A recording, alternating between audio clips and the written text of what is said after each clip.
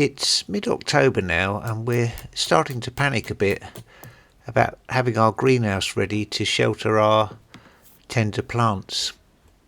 We left it a bit late on ordering our greenhouse, and then there was a couple of weeks delay, and we needed to get some staging in a hurry to actually put the pots on. We looked on Facebook and come across this free wood that we could collect local to us. We ended up coming away with several of these sheets of old floorboards. When dealing with old timber, it's a good idea to blunt the end of the nails that you're using so that they force their way through the wood, and it tends to stop the wood from splitting. We're not 100% that it's going to be ideal material to get wet when we're watering the plants, so we might well just put some tarpaulin over the rest, over the wood before we put the pots on, just to keep it dry. If you're going to do this sort of thing, it's well worth investing in one of these little jigsaws. They're quite cheap, and they really do cut down the work, and they can get into awkward places that it's difficult to get in with a 10 saw. I just cut down some old pallets for the legs, because you're not going to see the legs.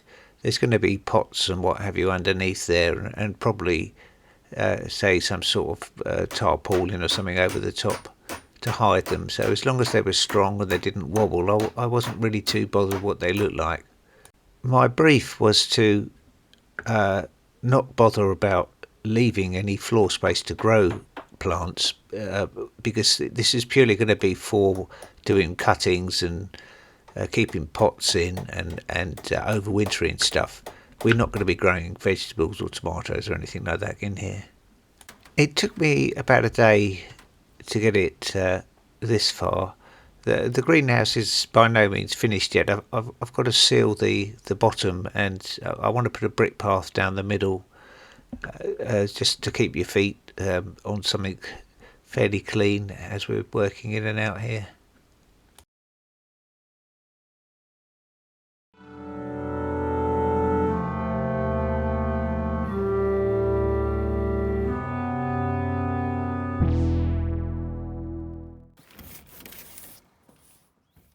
The weather forecast was for one day of frost, one night of frost, and then we've got a couple of weeks where it's only going to go down to about 7 or 8. So we've cleaned our other smaller greenhouse and have been digging out our most tender plants to give them a shelter just for this one night. And we'll probably leave them in there. But the other stuff we've got in the garden that could withstand a light frost, we're going to leave out for another couple of weeks. Plants like this person's shield are house plants really, and anything below 10, and they turn their nose up at it. I think with some of these plants, if they can withstand a light frost, it's best to leave them out, because if you put them in too early, they just end up rotting.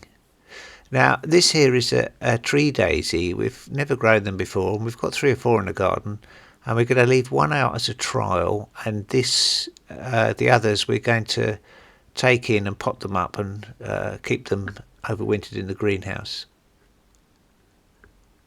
We have a Begonia grandis, which is hardy, but our other begonias are all very tender, and they've got to come in now.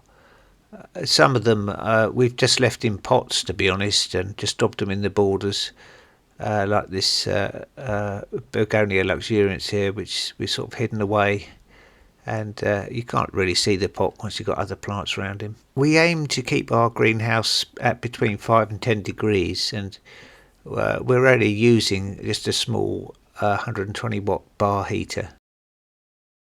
It's sad to see the tropical gardening year come to an end.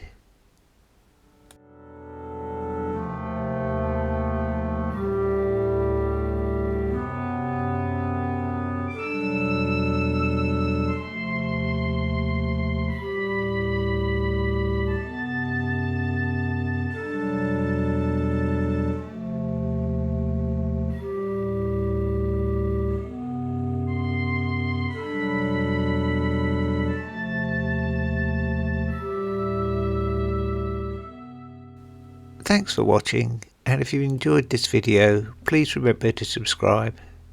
Goodbye.